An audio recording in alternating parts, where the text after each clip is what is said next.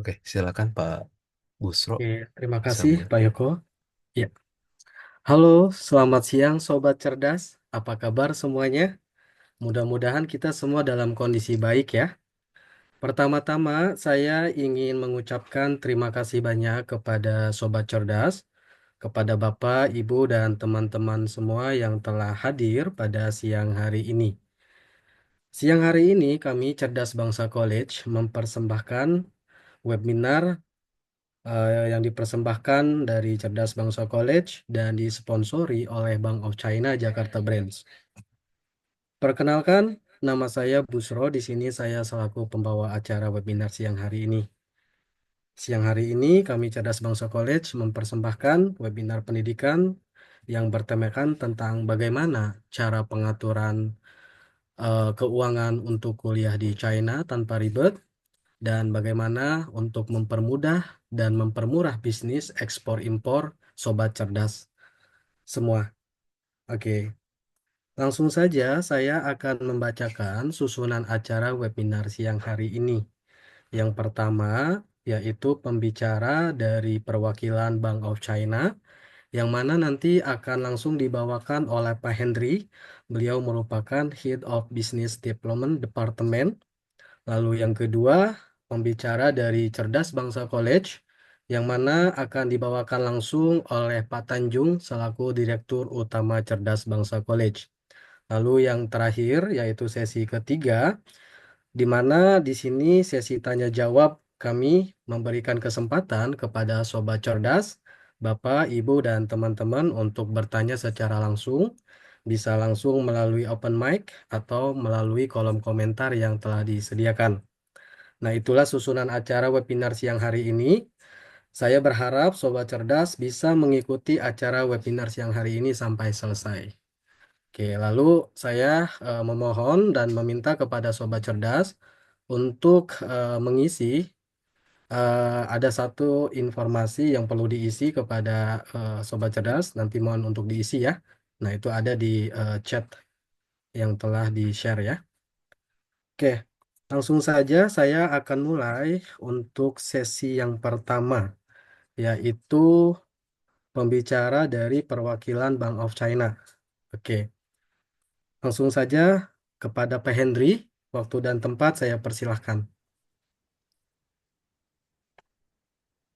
Oke, terima kasih Pak Busro. Selamat siang Bapak Ibu dan adik-adik semua. Ini luar biasa, hari Sabtu kita luangkan waktu. Saya dari Bank of China, mewakili Bank of China untuk melakukan sedikit sharing ya.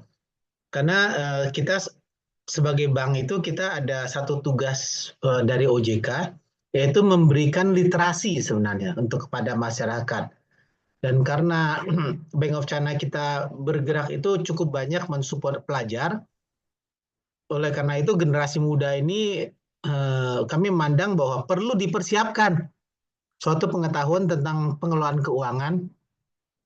Dan karena pelajar ini juga banyak hubungan ke Tiongkok, oleh karena itu kita juga men-sharingkan informasi terbaru sebenarnya, khusus antara kerjasama antara Indonesia dan Tiongkok, khususnya bagian keuangan, untuk transaksi perdagangan dan juga investasi antara Indonesia dan Tiongkok yang disebut dengan local currency settlement, di mana sistem ini untuk memudahkan transaksi antara Indonesia dan Tiongkok dengan menggunakan direct quotation. Nanti saya akan ceritakan tentang historinya, sejarahnya seperti apa, perkembangan dan terakhir seperti apa. Oke, izinkan saya share screen sebentar. Hmm. Oke, sudah terlihat? Iya, sudah terlihat Pak. Silakan.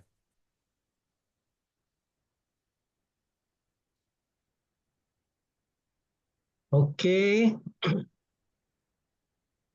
sebentar. Ups. Ya, ini materi presentasi saya. Saya akan merencanakan tentang uh, perencanaan keuangan. Secara umum, tujuan dari sesi ini adalah untuk memberikan pemahaman mengenai apa itu perencanaan keuangan, tujuan dan manfaatnya bagi kita semua di masa depan. Terus di dalam presentasi saya ini juga, saya akan mempersiapkan namanya ketika perencanaan keuangan, kita tidak bisa lepas dari memeriksa kondisi keuangan pribadi kita. Oleh karena saya mengenalkan itu laporan keuangan. Laporan keuangan itu akan ada juga yang laporan keuangan pribadi ya jadinya. Karena kalau kita lihat sering di koran laporan keuangan perusahaan cukup banyak, tapi saya fokuskan untuk yang pribadi. Dan ketiga, setelah mengetahui laporan keuangan, kita tahu mana yang harus kita kembangkan. Oleh karena itu, di poin ketiga itu saya akan mengenalkan tentang apa itu aset dan apa itu investasi. Dan banyak orang agak skeptis dengan investasi karena mereka berpikir somehow investasi itu seperti judi. That's why kita akan melihat apa sih ininya. Perbedaannya dan bagaimana kita terhindari dari itu. Oke, saya akan awali dengan definisi. Perencanaan keuangan itu menurut para financial planner itu didefinisikan sebagai suatu proses untuk mencapai tujuan hidup seseorang melalui pengelolaan keuangan secara terencana. Jadi perencanaan keuangan itu adalah proses kita untuk mencapai tujuan hidup. Nah, teman-teman bisa merasakan atau berpikir 5 tahun lagi saya mau jadi seperti apa. Itulah adalah tujuan hidup kita. Untuk mencapai itu, saya harus melakukan sesuatu persiapan dari sekarang. Kalau perencanaan keuangan ini, kita bisa bayangkan seperti pohon. Kalau kita pengen makan mangga, contohnya, 5 tahun lagi, otomatis kita harus mulai langkah pertama adalah paling tidak ada tanah untuk menanam pohon mangga. Nah, oleh karena itu, perencanaan keuangan itu sama seperti kita mau menghasilkan sesuatu. Seperti pohon mangga, buah mangga itu, di awalnya harusnya kita ada tanahnya dulu. Baru kita cari pohon yang pas untuk itu. Jadi perencanaan keuangan membantu seorang dalam mencapai tujuan hidupnya. Itu yang paling penting. Tanpa direncanakan, kan nggak mungkin kan kita bisa, kita ingin punya mangga hasilnya yang kita mau. Tapi tidak sampai dari awal kita tidak melakukan apa-apa, gujuk-gujuk 5 tahun kelima, ada mangga yang kita mau. Yang sesuai benar-benar yang kita rencanakan. Even kalau kita mau orang mangga itu ada dari kebun sebelah, kita pun harus menyediakan uang untuk membelinya. Atau berusaha, ada rencana juga untuk bisa mendapatkannya. Nah, itulah perencanaan keuangan, itulah rencana hidup jadinya. Jadi kita tahu bahwa hidup kita itu penting dan uang adalah salah satu alat kita untuk mendapatkan apa yang tujuan kita. Jangan sampai kita dikendalikan oleh uang, tapi justru kita yang mengendalikan dengan perencanaan yang benar. Nah, kalau kita lihat tujuan hidup apa yang mau dicapai, pada umumnya orang mempunyai tujuan hidup. Karena ini masih muda, mungkin akan planning lulus kuliah, dapat kerja untuk menikah. Kadang orang juga berpikir pingin punya rumah sendiri, pingin punya kendaraan pribadi sendiri. Ada beberapa juga ingin menunaikan ibadah haji, misalkan, atau ingin ke Holy Land, atau ingin membawa orang tua ke Holy Land. Dan untuk orang tua, setelah mempunyai anak, biasa akan berpikir, ke depan biaya pendidikan akan tinggi. Bagaimana saya mempersiapkan biaya pendidikan itu? Dan sebagai orang tua juga, setelah anak-anak semua selesai, akan perlu dipersiapkan adalah bagaimana dana pensiun. Ketika saya tua nanti, bagaimana saya bisa menghidupi ketika saya tidak bisa aktif lagi. Nah, teman-teman, coba, apa tujuan dari teman-teman semua? Boleh dituliskan di kolom chat nggak bahwa apa tujuannya?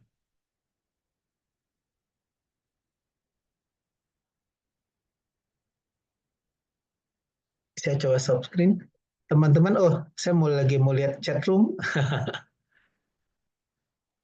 Apa tujuan Iya, teman-teman ketika mau melakukan rencana keuangan?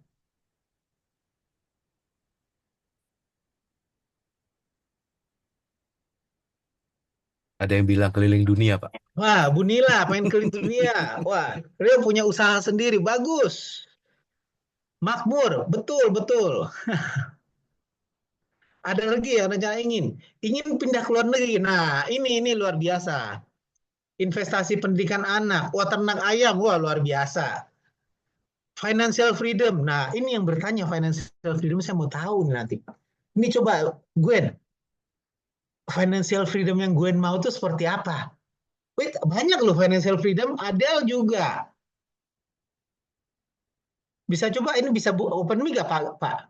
Untuk financial freedom nih. Saya pengen Bisa dengar nih. kok, bisa. Silakan kalau ada yang mau menjawab, bisa boleh silakan open mic. Perwakilan mungkin. Siapa? Gwen,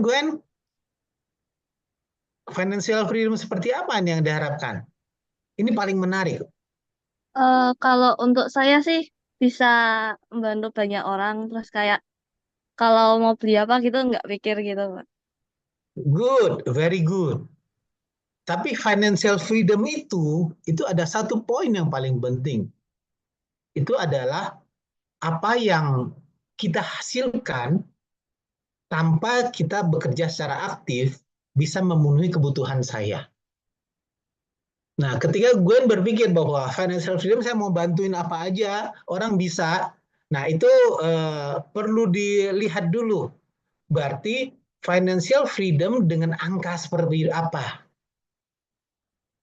Nah, ini menarik nih. Oke, saya akan coba lanjut share screen lagi ya. Ini tadi Gwen mengatakan ingin bantu sesuatu. Untuk bisa mencapai itu, mari kita lihat. Kita harus menganalisa diri sendiri. Yaitu apa? Kita akan melihat potret keuangan saya pribadi seperti apa. Dan potret keuangan apa yang mau saya tunjukkan supaya saya bisa financial freedom. Nah, oleh karena itu topik kedua, saya mau informasikan sharing adalah tentang laporan keuangan. Kenapa laporan keuangan? Karena laporan keuangan itu sebenarnya definisinya adalah ringkasan informasi keuangan yang disajikan secara sistematis terstruktur, mencerminkan hasil operasi, posisi keuangan, dan arus kas suatu entitas dalam periode tertentu. Biasanya kalau kita lihat di koran, laporan keuangan perusahaan-perusahaan gede. Ya kan? Tujuannya apa? Menyediakan informasi relevan kan tentang kinerja entitas. Entitas itu bukan hanya perusahaan. Saya pribadi juga bisa punya laporan keuangan.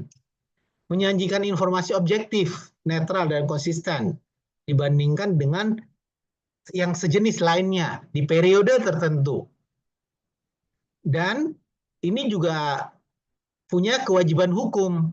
Nah, ini teman-teman siswa itu kalau dari awal sudah mengenal laporan keuangan, ini sekarang kan kita sudah mulai ada ini nih pemadanan pajak. Dan pajak sekarang cukup ketat. Ini adalah informasi tertentu juga untuk kantor pajak nih. Karena pada saat pelaporan pajak sebenarnya kita menyusun laporan keuangan pribadi. Nah, ini salah satunya tujuannya adalah untuk kita bisa melaporkan pajak dengan benar. Nah, secara umum laporan keuangan untuk perusahaan itu ada 4 laporan. Itu ada neraca. Biasa itu laporan aktiva pasiva orang sebutkan. Itu ada sumber uang dan penggunaan uangnya. Jadi aset and liabilities di sana. Di sana ada juga laporan rugi laba. Laporan rugi laba itu laporan operasional perusahaan selama periode itu.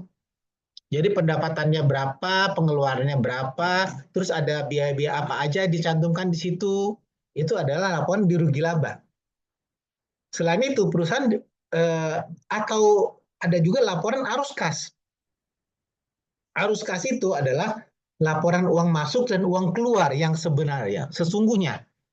Itu adalah benar-benar laporan uangnya. Dan kalau perusahaan, dia pasti ada modal. Kalau perorangan, kita taunya adalah kekayaan bersih. Itu adalah modal. Itu perubahannya naik apa turun. Nah, kalau kita lihat, untuk perusahaan normalnya ada 4. Kalau untuk perorangan, kita cukup pada fokus 2, yaitu laporan arus kas dan neraca. Kenapa? Karena untuk perorangan misalkan yang perorangan pribadi, karyawan, untuk pelaporan pajak sebagian sudah dilaporkan oleh perusahaan. Atau pengusaha yang usaha perorangan ya. Sekarang kan ada perusahaan perorangan juga, PT bisa atas nama pribadi. Nah, perusahaan perorangan. PT itu adalah perusahaan terbatas, tapi 1 orang dibatasin dengan modal itu. Atau bisa usaha toko, atau bisa bikin coffee shop. Itu adalah untuk keuangan pribadi, persorangan. Nah, kita lebih fokus kepada arus kasnya kalau perorangan. Jadi uang masuk dan uang keluar. Dan neraca. Neraca fungsinya buat apa? Untuk melihat posisi keuangan saya. Tujuannya sebenarnya apa? Hanya melihat harta bersih saya itu berapa sih? Berapa banyak utang saya, berapa banyak barang-barang yang saya miliki. Yang barang-barang saya miliki yang disebut dengan aset. Dan berapa hutang saya. Aset yang masih cicil atau hutang kepada orang yang pihak ketiga, termasuk kepada keluarga. Nah, contoh laporan keuangan arus kas. Itu kas masuk. Pos ini adalah pendapatan utama, misalnya kalau perorangan itu gaji bulanan, ada juga pendapatan sampingan, misalkan sebagai agen, jadi broker, selain bekerja, atau misalkan menjadi MC, jadi makeup artist, atau punya hobi, bikin doodle, bikin kerajinan tangan, itu yang dijual, itu ada pendapatan tambahan sampingan, yang mungkin penghasilan tidak besar sebesar gaji pokok. Tapi ada beberapa orang juga pendapatan sampingan lebih besar. Jadi kadang malah gaji pokok itu bisa jadi itu adalah pendapatan sampingannya. Hasil karyanya itu bisa jadi malah itu penghasilan utamanya. Nah, ini atau misalkan teman-teman ada investasi di saham atau obligasi, itu kupon-kupon obligasi itu masuk ke penghasilan. Kalau saham itu keuntungan dari penjual beli saham itu masuk ke penghasilan juga. Atau dividen. Kan dividen kalau kita tahu perusahaan besar yang sahamnya setiap tahun mereka jika sudah posisi cash cow mereka selalu membagikan dividen. Atau pendapatan bunga, misalkan bunga deposito atau bunga obligasi, bunga tabungan itu masuk ke pendapatan tambahan. Nah, yang poin kedua adalah itu kas masuk. Berarti uang yang akan masuk ke dalam kantong kita. Yang kedua, uang yang akan keluar dari kantong kita. Pos ini ya pengeluaran tetap. Nah, selalu di konsepnya saya selalu mengatakan pengeluaran tetap itu adalah porsi yang saya mau tabung dan porsi yang saya mau investasi. Kemudian, porsi yang saya menjamin supaya ketika saya ada masalah, saya bisa menyelesaikan. Contohnya, kalau saya aktif kerja, ketika saya sakit tidak bisa bekerja, ada yang menggantikan.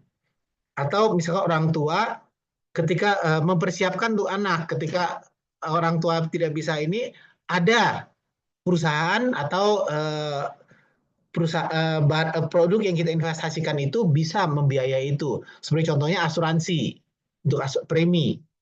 Ada juga misalkan pengeluaran tetap lainnya ada cicilan, biasanya cicilan jangka panjang itu seperti KPR atau beli mobil, KKB atau KPM, beberapa suka KKB, misalnya KPM atau KTA, kredit tangkap atau anggunan, yang jangka panjang ya, itu akan menjadi semacam tetap, angsuran tetap.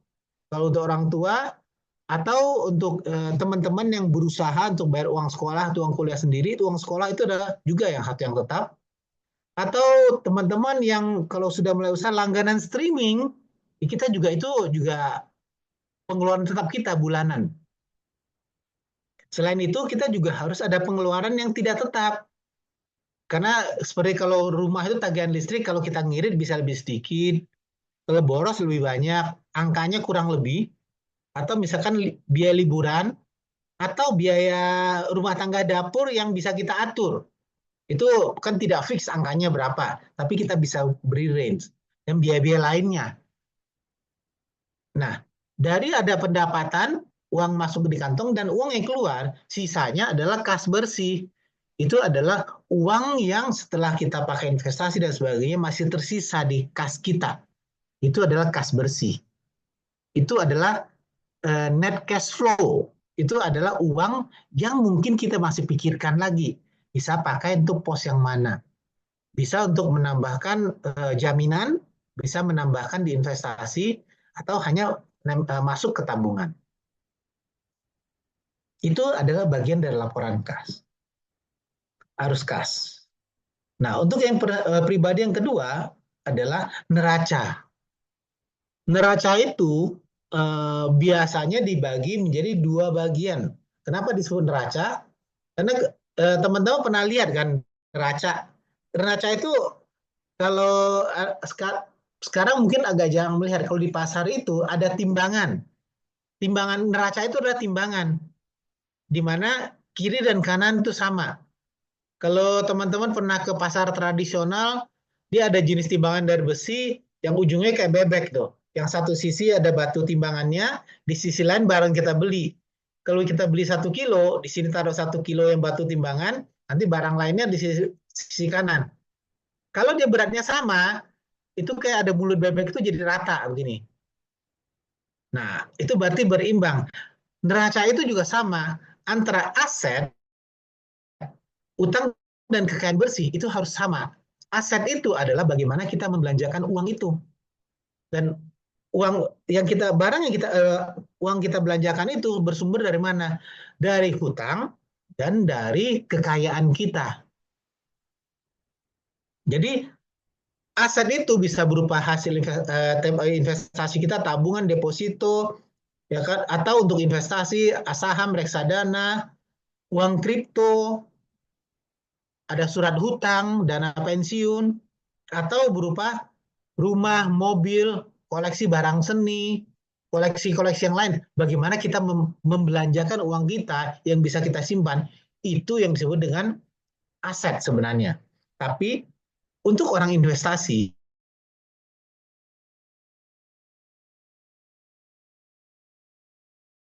biasa dibagi 2, jangka pendek dan jangka panjang. Jangka pendek itu kurang dari setahun. Misalnya hutang kartu kredit. Kalau hutang kartu kredit kan paling maksimum dikasih waktu, kalau pintar begitu cetak kita pakai, setelah jatuh tempo kita masih ada waktu 2 minggu. Jadi ada 1 bulan 2 minggu. Itu namanya hutang 1 bulan 2 minggu. Atau misalkan hutang KTA yang jangka pendek di bawah setahun. Misalnya nyicil 6 bulan, beli handphone nyicil 3 bulan, 6 bulan, itu hutang jangka pendek. Kalau jangka panjang normalnya yang di atas tahun.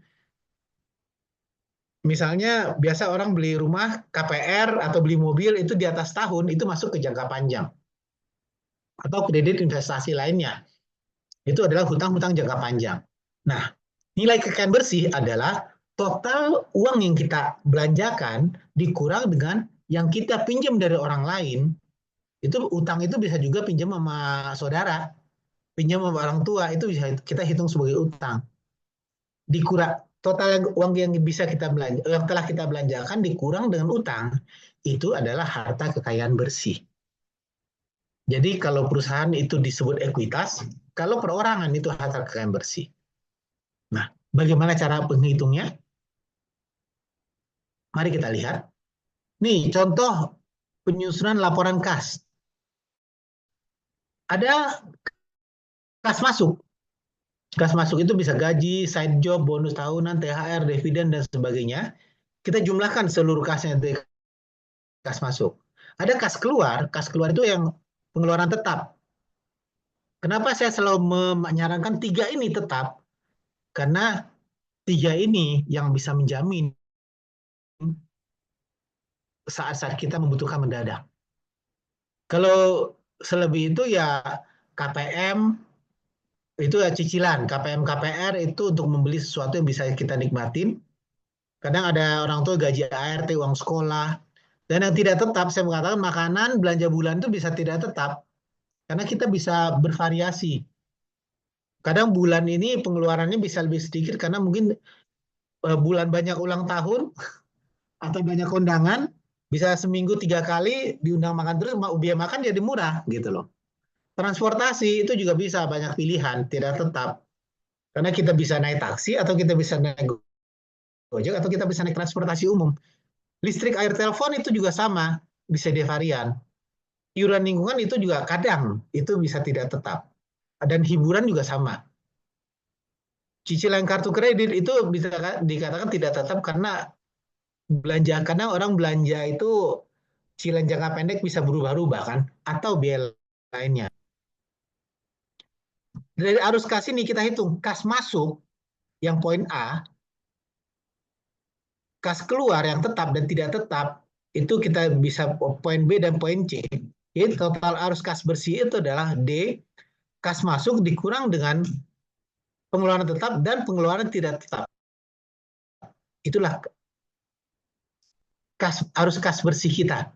Itu adalah uang yang kita bisa sisihkan sebenarnya setiap bulan, yang bisa kita taruh lagi di investasi, atau kita taruh lagi ke beli sesuatu jaminan, atau juga menambah aset-aset lainnya. Karena saya sangat tekankan apa itu aset. Nah, ini contoh neraca. Ini yang dikatakan aset. Ini tidak salah. Ini ada rumah, mobil, motor, koleksi tas, barang antik. Ini secara umum yang disebut dengan aset ini, bahasa finance itu aset. Tapi bahasa investasi itu ada uang yang kita belanjakan, uang yang kita gunakan. Ini adalah contoh neraca. Ini adalah hutang. Bisa pinjaman kepada saudara itu masuk hutang. Dan ini adalah total nilai kekayaan bersih. Tujuan kita membuat neraca ini untuk mengetahui angka nilai kekayaan bersih kita ini. Bukan angka total aset atau total hutang ini. Karena dari seluruh angka terbesar ini, punya kita yang bersih, itu adanya ini, yang poin C ini. Jadi ketika orang mengatakan dia akan makin kaya, adalah C-nya ini yang paling besar. Bisa jadi total asetnya dia ini, tapi C-nya tuh kecil banget. Itu namanya leverage.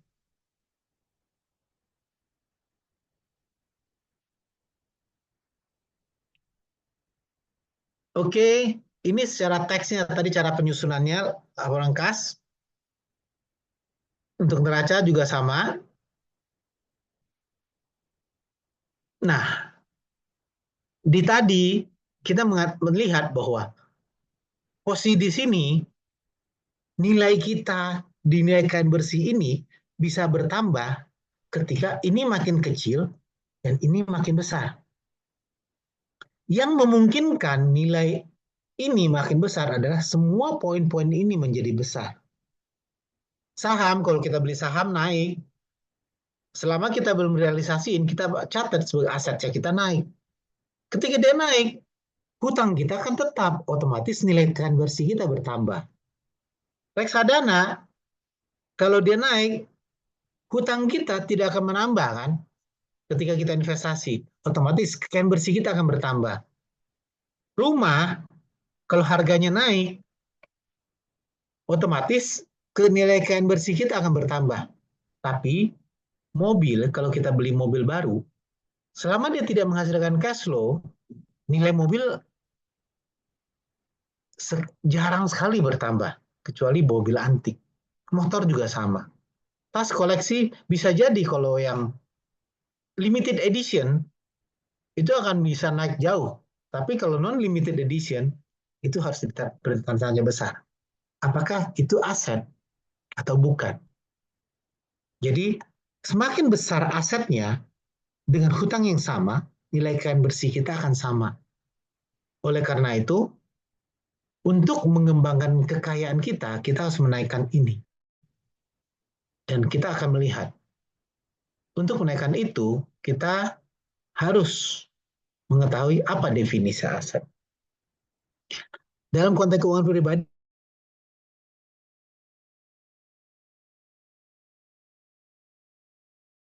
dikonversikan menjadi uang untuk menghasilkan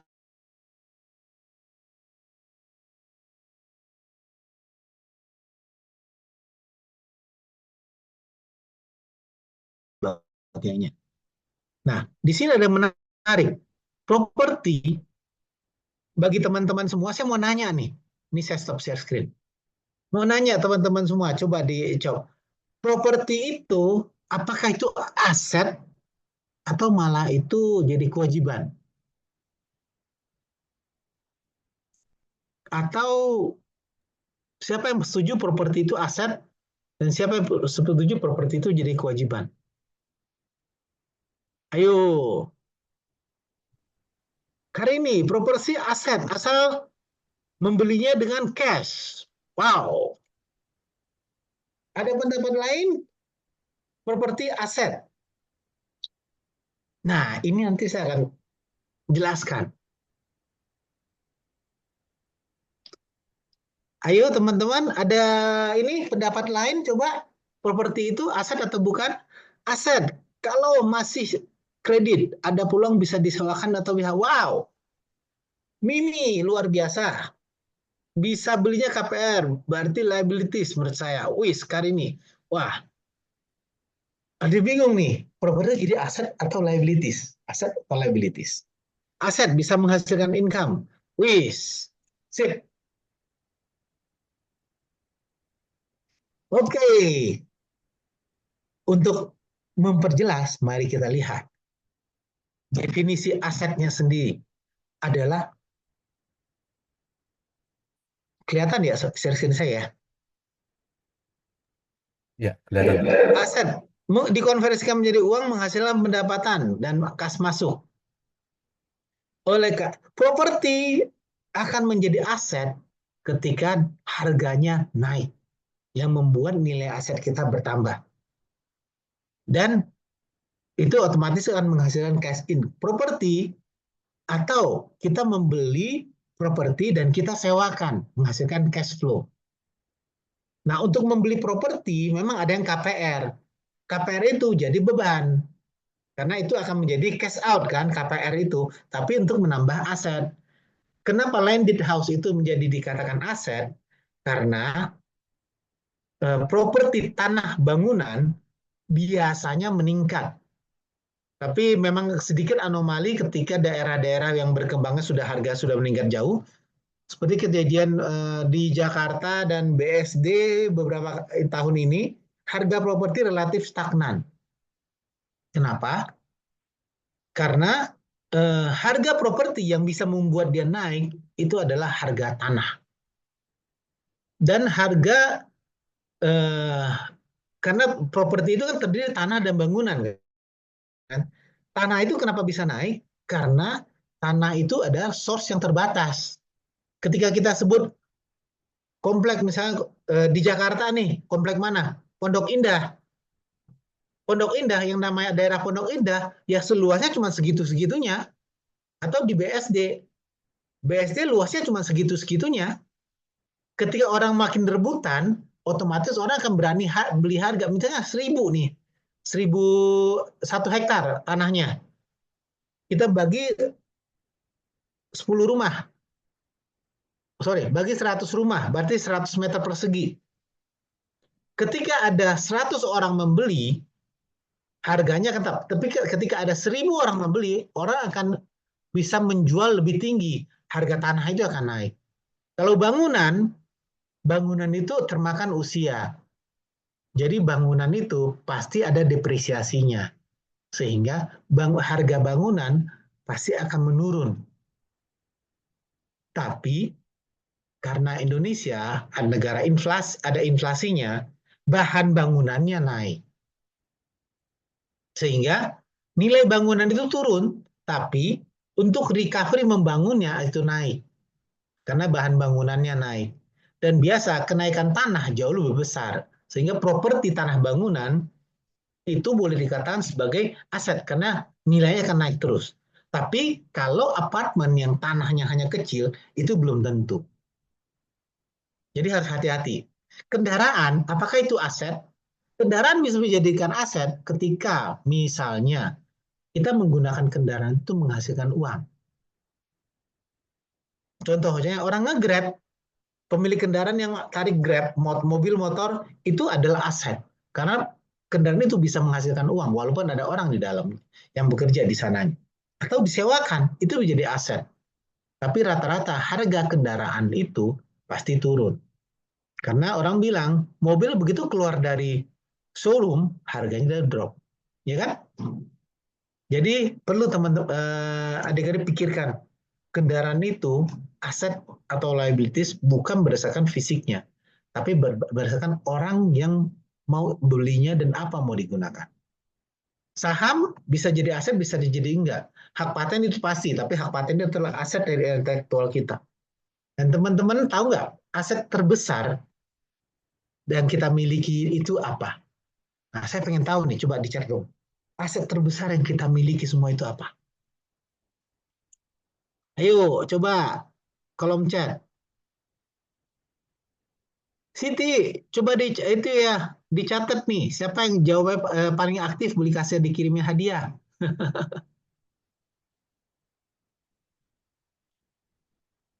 Ayo. Wah, Bu Yeni anak dong. Wis. Sarina, otak. Wis. Jo, kesehatan. Wow, luar biasa, luar biasa.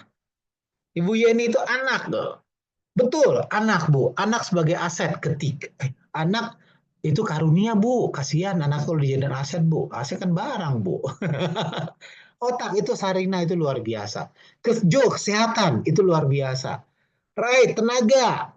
Good, tenaga itu berarti ketika orang sehat itu ada tenaganya. Ilmu, iya betul Mimi.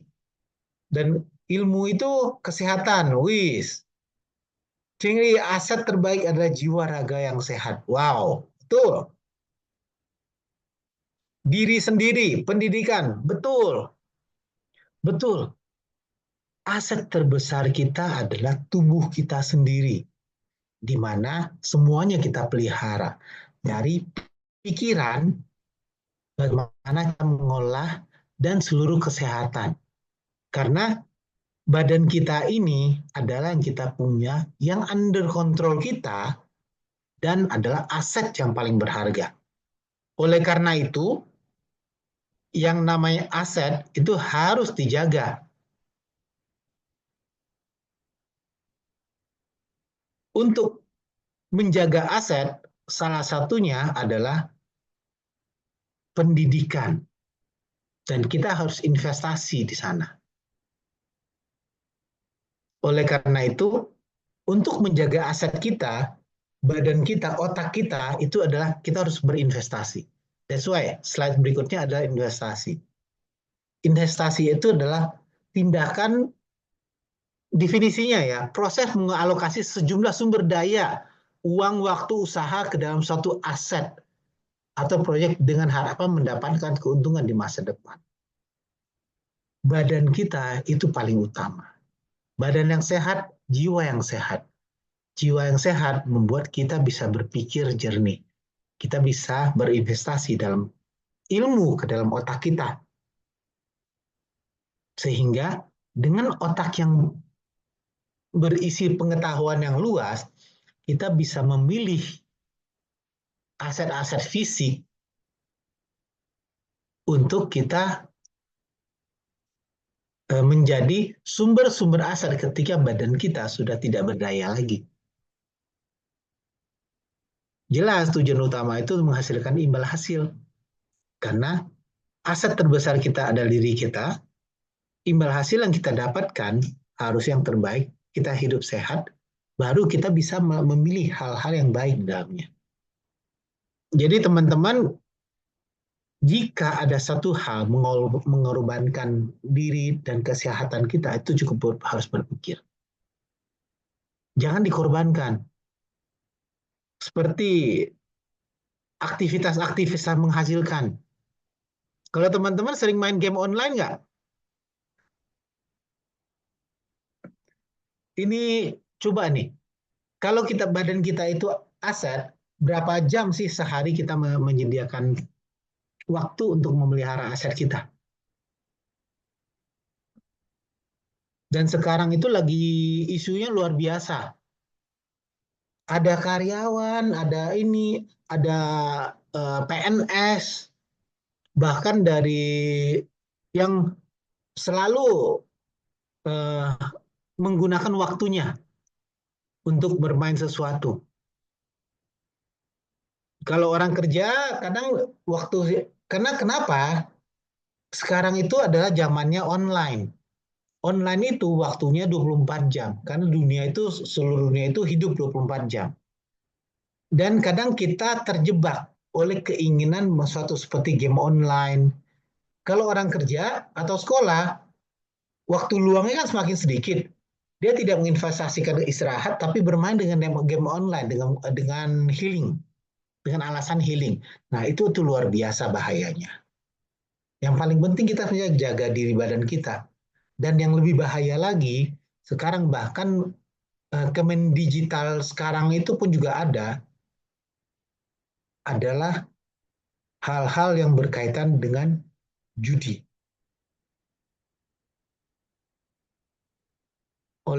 Dan ini menjadi isu internasional sekarang, yaitu judi online. Karena ketika kita mau investasi ini, seakan-akan kita menginvestasikan sesuatu. Bahkan kita menghabiskan waktu berharga, mengorbankan aset berharga kita, itu kesehatan badan kita untuk ini. Dan teman-teman harus sangat-sangat hati-hati karena judi online itu bisa berkedok macam-macam, bisa menjadi game online. Di dalamnya itu ada perjudiannya, di mana kita top up terus main, bisa menang dan bisa kalah, dan emosi kita itu terganggu. Itu bukan cuma anak-anak, orang dewasa juga sampai itu juga banyak yang terjebak ini. Bahkan kalau dilihat statistiknya nih, judi online itu menyebabkan korban pasien judi online itu RSCM itu meningkat luar biasa, korban jiwa itu sakit jiwanya. Kadang kita mulai itu tak sadar, tapi iseng, yang membuat kerugian puluhan juta. Ketika ada rugi baru sadar. Dan yang paling menakutkan adalah dari 2,3 juta pelaku judi online Indonesia itu sekitar 80 ribuan itu anak-anak di bawah umur. Dan usia kayak teman-teman yang sekarang usia produktif itu persentasenya lebih besar lagi. Hampir 600-an ribu. Jadi teman-teman, untuk jaga aset kita, tolong jangan terjebak oleh iming-iming ini seakan-akan mau investasi. Wah, kamu jago ini bisa dapat uang. Bukan. Perjudian itu bukan investasi. That's why kita perlu tahu apa bedanya perjudian itu dengan investasi.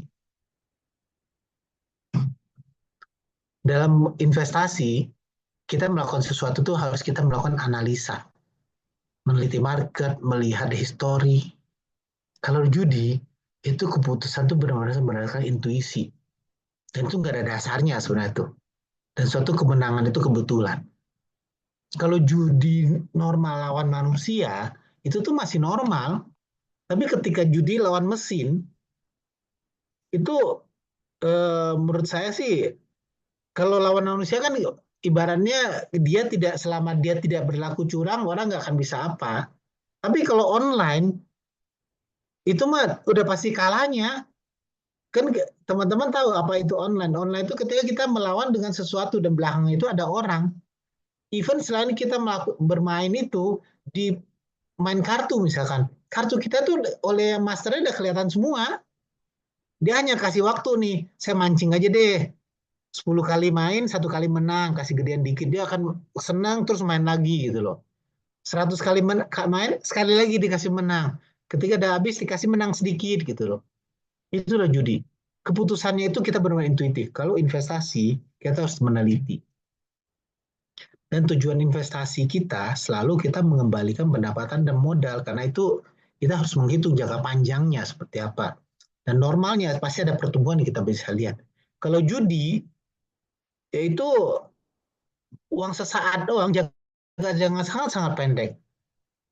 Itu.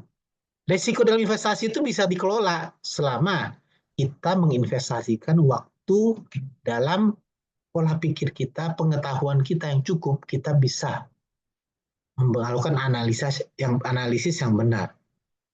Tapi kalau judi itu sifatnya ada inherent, itu peluang, sifat itu probability, dan online itu semakin kecil lagi probability-nya. Walaupun nilainya kesannya, wah ini cuma 5.000, ini cuma 3.000, itu cuma 10.000, tapi 1 juta itu kalau kurang 1.000 itu bukan jadi 1 juta. Dan 1 juta kalau 1.000-nya keluar pelan-pelan setiap detik atau menit, itu habis dalam waktu hitungan jam. Investasi itu berupa instrumen sebenarnya yang bisa jangka panjang. Berbeda dengan aktivitas trading investor yang itu. Kalau investasi yang jangka pendek itu juga ada, tapi kita berdasarkan analisa yang benar. Kalau judi itu udah nggak ada periode waktunya, anytime hits aja itu.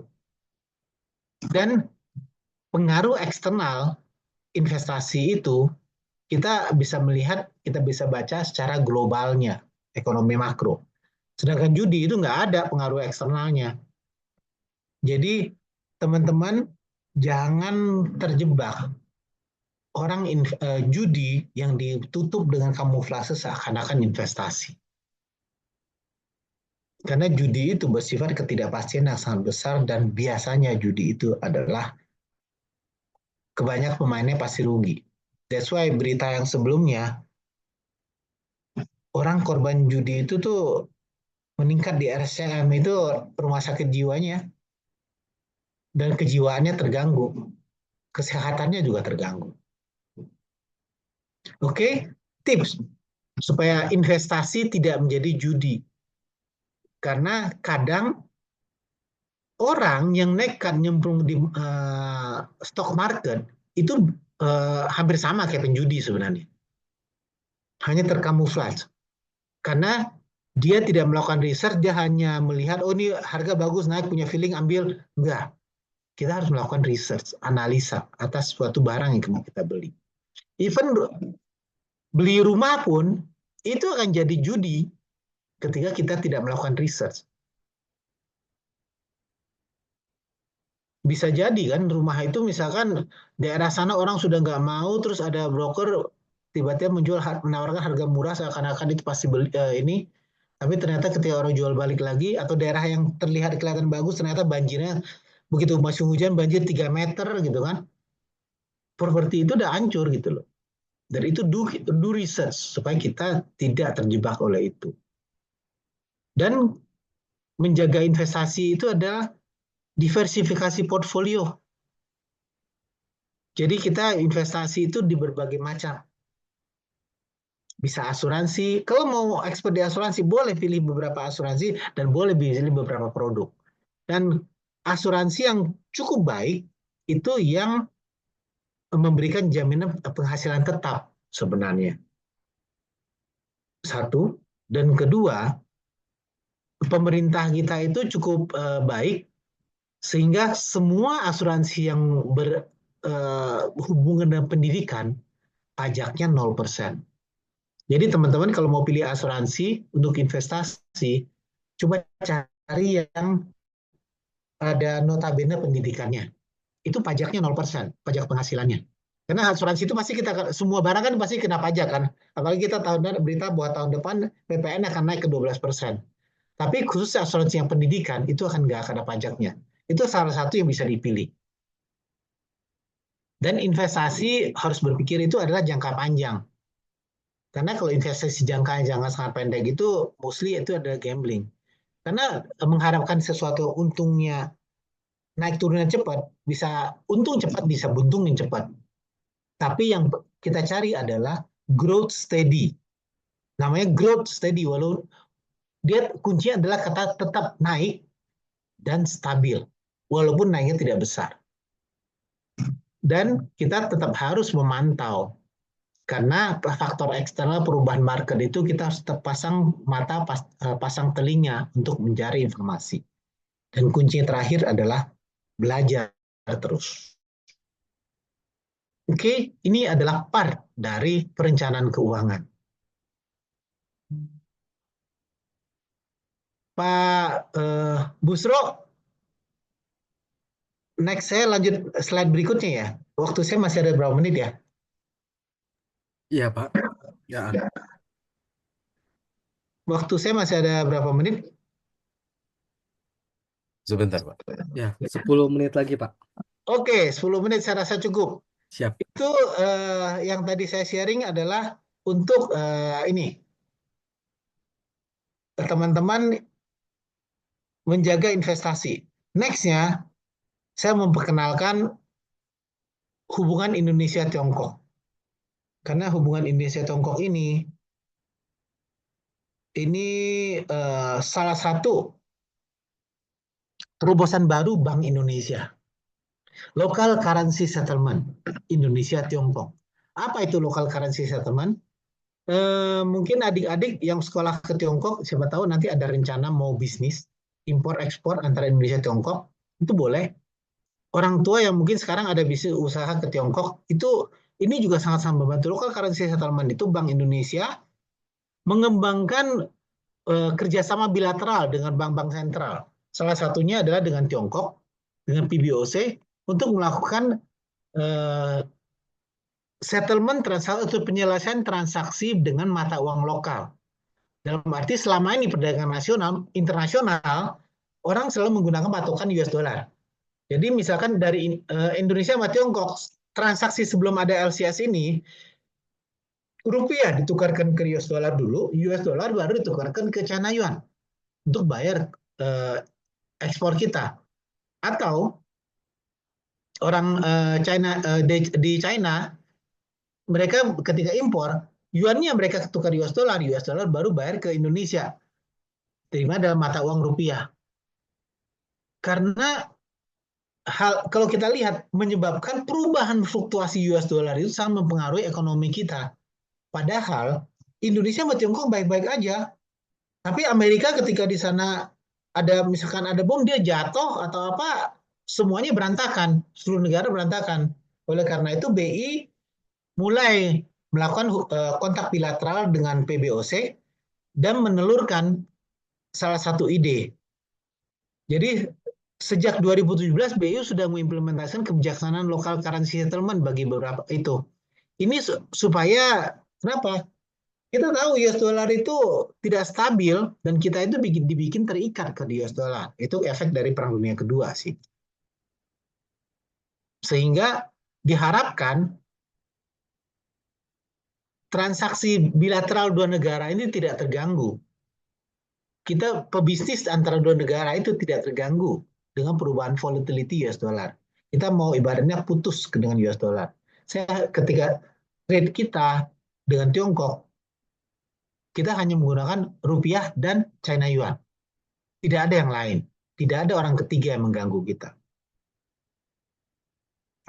Kenapa? Ini adalah latar belakangnya. Ketika Juli 2021, Bank of China membantu Bank Indonesia secara intens untuk berkomunikasi dengan PBOC supaya bisa menelurkan LCS ini, Local Currency Settlement. Itu pertama kali disebutkan.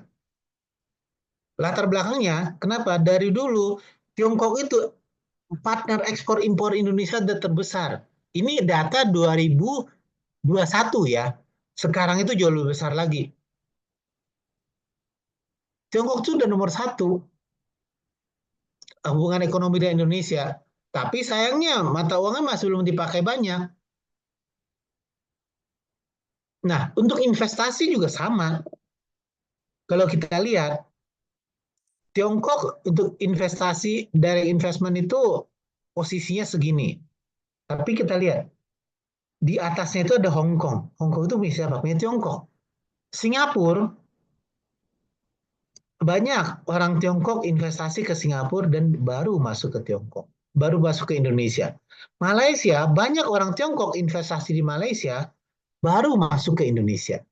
Jadi secara the euro secara tercatat ya Tiongkok mungkin investasinya yang terlalu besar.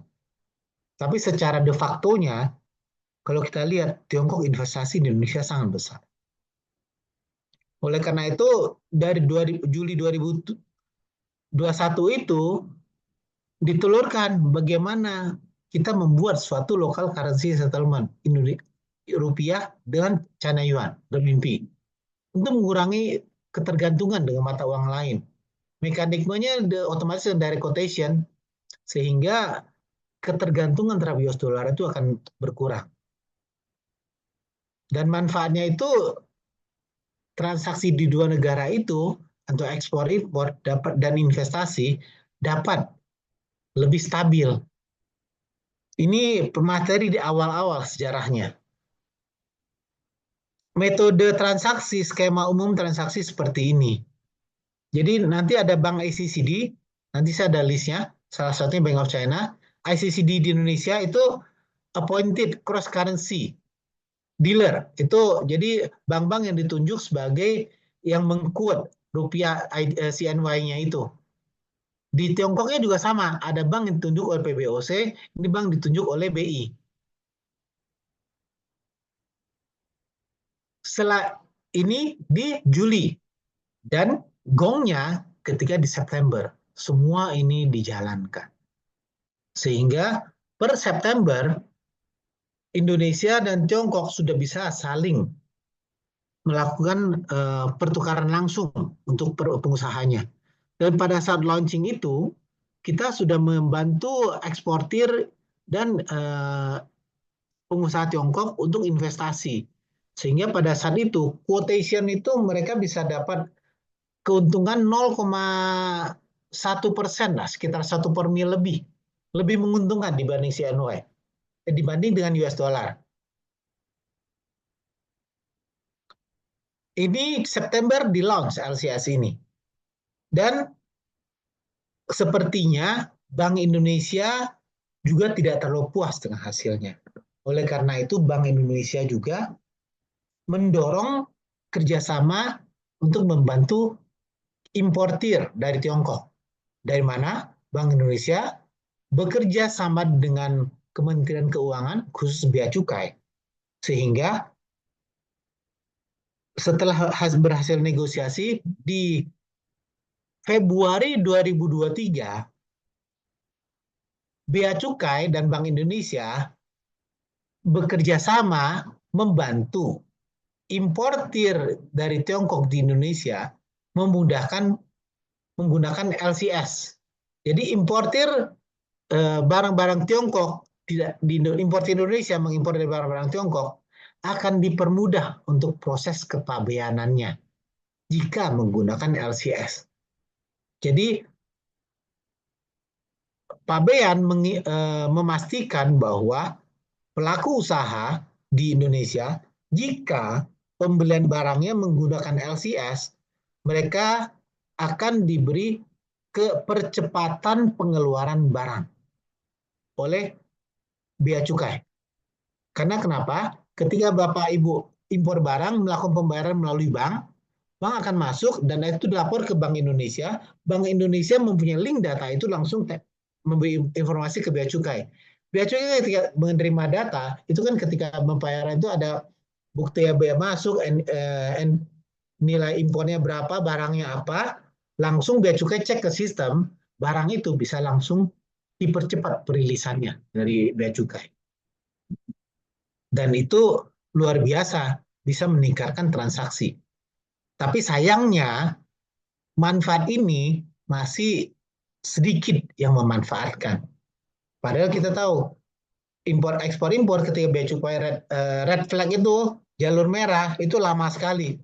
Tapi dengan LCS ini, jalur merah itu boleh dikatakan hampir nggak ada. Ini hijau semua. Bagi eksportir, ini akan jadi kabar baik. Itu adalah yang kemudahan yang diberikan oleh DJP. Next, bukan hanya itu, dan perkembangan tahun lalu, ini yang 2023. Tahun ini, BI negosiasi lagi dengan PBOC dengan melihat latar belakang nilai transaksi LCT, sekarang LCT, Local Currency Transaction. Kalau tadi kan settlement kan, hanya pembayarannya. Sekarang mereka fokus kepada transaksi local currency-nya. Kalau kita lihat itu, Indonesia sama Jepang kita masih kalah ini. Padahal nilainya lebih gede. Karena Jepang lebih militan. Dan Indonesia promosinya agak kurang. Selain itu, pada saat LCS ini kita tahu bahwa Tiongkok itu sangat memproteksi transaksi perdagangannya, sehingga untuk semua uang masuk itu biasa Tiongkok akan memerlukan underlying, yaitu dokumen pendukung untuk transaksi ekspor impor ini. Nah, terobosan baru BI di Oktober setelah SEN dan PBOC mengakui bahwa local currency transaction itu harus meningkat. PBOC akan memberikan kemudahan berikut Bank Indonesia. Kalau kita tahu bahwa sekarang pembelian mata uang asing di atas 100.000 per bulan, 100.000 US dollar, kita akan diminta untuk underlying transaction. Under LCS ini, semua skim LCS akan diberikan kemudahan jauh dengan implementasi PADG 15 2024 itu untuk penyempurnaan LCT. Apa penyempurnaannya? Sebelumnya, semua transaksi ini harus ada underlying. Sekarang, semua transaksi ke onshore, karena kita tahu China Yuan itu ada China Yuan CNY, ada China Yuan yang ditransaksikan di Hong Kong. Di mana itu CNH namanya, onshore dan offshore. Semua transaksi yang transfer uang ke CNH dan CNY itu dimasukkan ke dalam local currency settlement. Jadi transaksi LCS itu bisa mengambil yuan onshore dan yuan offshore. Yuan offshore itu adalah misalkan kita punya yuan di Indonesia untuk pembayaran trade ke luar negeri, itu masuk ke LCS, bisa masuk ke LCS. Atau rupiah, kita membeli transaksi dengan kurs CNH, itu bisa masukkan ke LCS. Yang kedua, dulunya semua transaksi wajib underlying. Sekarang transaksi pembelian mata uang yuan terhadap rupiah sebesar 500.000 US dollar ke atas atau di bawah 550.000 tidak perlu underlying. Di atas 500.000 baru ada underlying. Dan ini berarti Bank Indonesia dan PBOC melonggarkan 5 kali lipat lebih besar dari transaksi normal Bank Indonesia. Dari relaksasi ini bisa disimpulkan bahwa PADG pertama kali dimunculkan 2021 itu adalah semua transaksi, hanya transaksi onshore, jadi direct Indonesia ke Tiongkok itu boleh dibuka LCS. Sekarang transaksi offshore, jadi penggunaan mata uang, kita tahu China Yuan itu ada CNH yang di Hong Kong, CNY yang di mainland. Semua transaksi menggunakan dua ini, itu dimasukkan ke dalam local currency transaction. Sebelumnya ini mana perlu underlying, sekarang ketika kita menggunakan rupiah membeli mata uang CNY untuk LCS, di bawah 500.000 kita tidak perlu ada underlying apa-apa. Di atas 500.000 baru. Tapi menjual China Yuan dengan nilai berapapun tidak perlu underlying.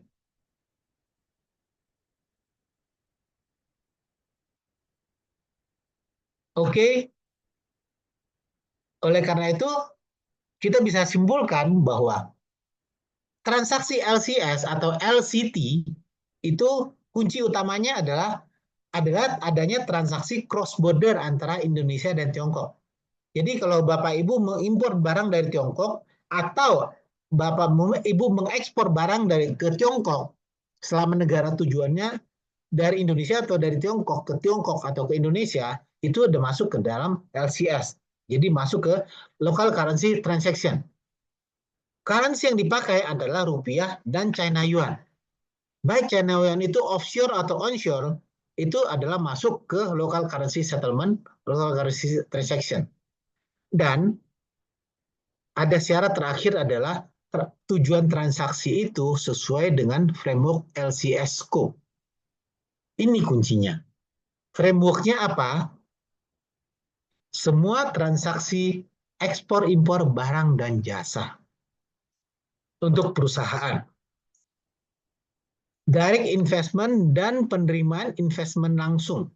Jadi ketika Tiongkok ada investasi, Bapak Ibu ada join investasi, investor dari Tiongkok memasukkan dana, dia mengembalikan investasinya, atau Bapak Ibu membayar dividen atau suku bunga lainnya, itu boleh menggunakan LCT.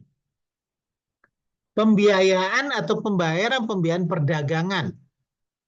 Misalkan Bapak Ibu membeli barang tapi penjual di sana memberikan pinjam kredit, itu namanya pembiayaan.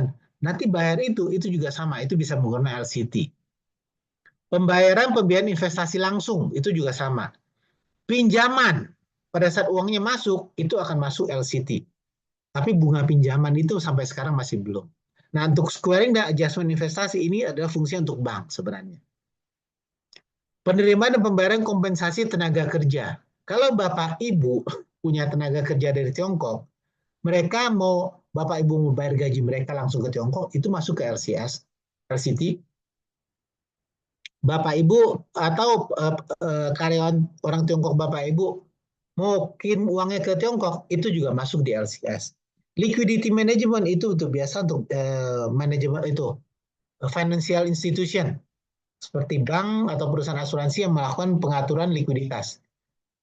Ini transaksi transfer tenaga kerja ini juga sama. Jadi yang tadi ini adalah perusahaan langsung bayar ke tenaga kerjanya di Tiongkok atau tenaga kerja transfer sendiri. Nah, kalau yang ini khusus untuk bidang pemerintahan. Ini adalah 11 scoop sebenarnya. 11 scoop ini kalau laporan dipecah menjadi 19 poin. Jadi ini sendiri ada 4 poin, ini 2 poin, ini 2 poin, 2 poin, totalnya 19 kalau dihitung. Nah, ketika mau lakukan LCS ini, supaya LCS ke bank mana saja, ini. Ini adalah ACCD. Bank-bank yang ditunjuk untuk memberikan quote local currency transaction nih, local currency settlement. Di Indonesia, Bank of China, Deutsche Bank, ICBC, CCB, PT ICBC, PT CCB, PT Bank Mandiri, dan sebagainya.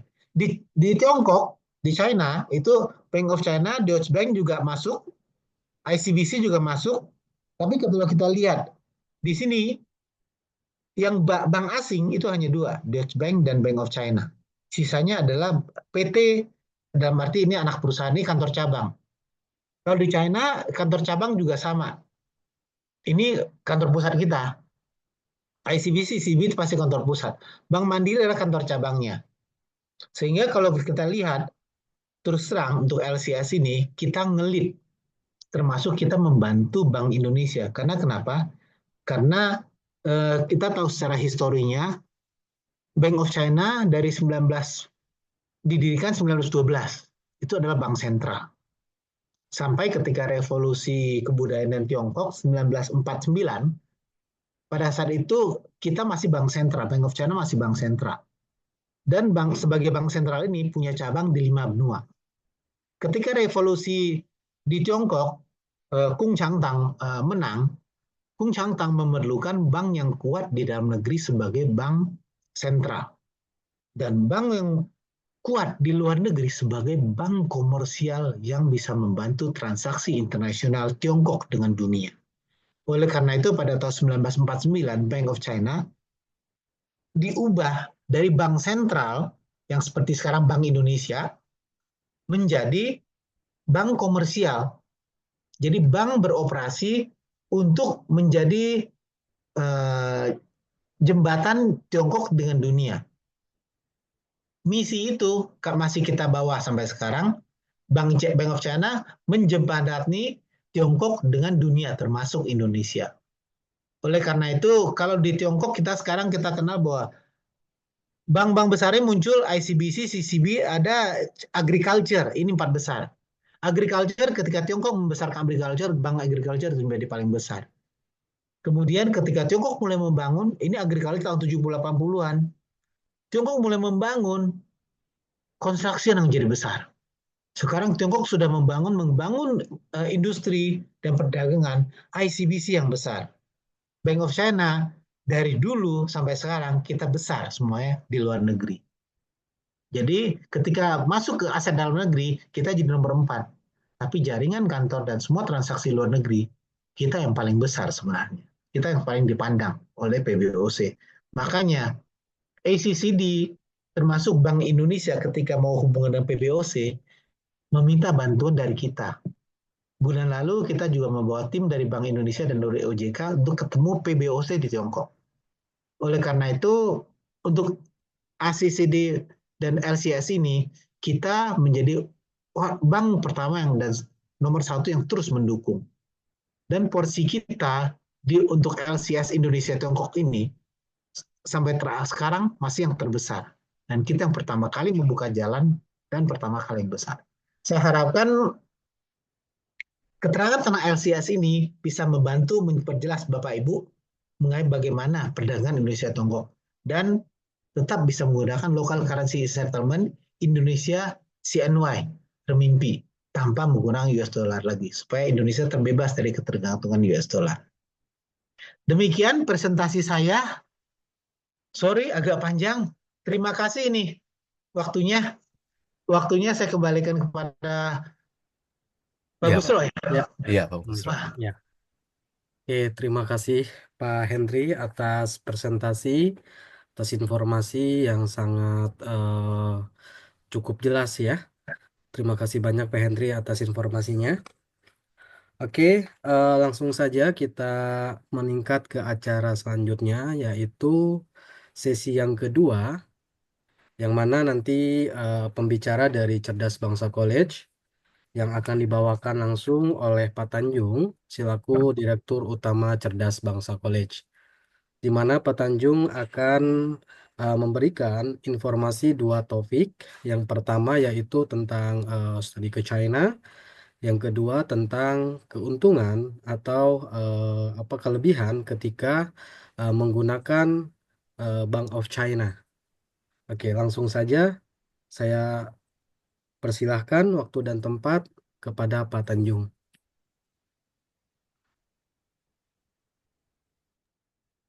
Oke, terima kasih Pak Busro. Terima kasih Pak Henry atas informasinya yang mencerahkan dan sangat informatif. Kita belajar banyak dari sini. Selamat sore untuk teman-teman semuanya yang hadir di sini. Terima kasih nih hari Sabtu sore masih mau bersama kita di acara ini ya. Terima kasih banyak. Oke, dalam kesempatan yang baik ini saya ingin memperkenalkan studi ke China ya, karena saat ini studi ke China menjadi tren yang sangat besar ya. Banyak orang yang mau studi ke China tapi belum mengenal lebih dekat studi ke China. Fenomena untuk studi ke China saat ini meningkat sangat pesat setelah COVID ya, tapi masih banyak yang belum mengerti caranya, pilihannya dan segalanya, detil-detilnya, biayanya dan segalanya. Nah, akan saya jelaskan di bagian ini. Lalu di bagian kedua, saya ingin memperkenalkan secara singkat bahwa apabila teman-teman bersekolah ke China, itu Bank of China bisa membantu dari sisi keuangannya, financingnya, pengaturan keuangannya, ya supaya adik-adik sekolah di sana, teman-teman sekolah di sana lancar, masalah uang tidak jadi masalah ya. Karena memang kalau kita mau kirim uang ke China secara umum itu agak sulit ya, karena kita mau kirim uang ke China itu harus dalam bentuk US dollar atau tadi yang Pak Henry bilang harus ada underlying transaction baru kita bisa kirim uang ya. Oke, kita mulai bagian pertama. Saya ingin sedikit memperkenalkan siapakah Cerdas Bangsa College ya. Kami sudah berdiri sejak tahun 2000 ya, sejak tahun 2000 dan kepala sekolah kami bernama Profesor Maharani PhD.